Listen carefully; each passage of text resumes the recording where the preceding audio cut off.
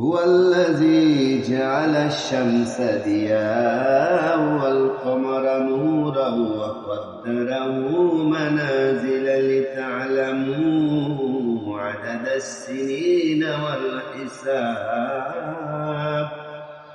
ما خلق الله ذلك إلا بالحق يفصل الآيات لقوم يعلمون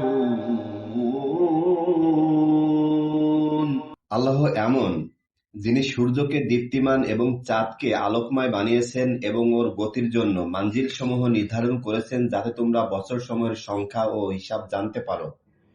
আল্লাহ এসব বস্তু অযথা সৃষ্টি করেননি। তিনি এই প্রমাণসমূহ বিশদভাবে বর্ণনা করেছেন ওই সব লোকদের জন্য যারা জ্ঞানবান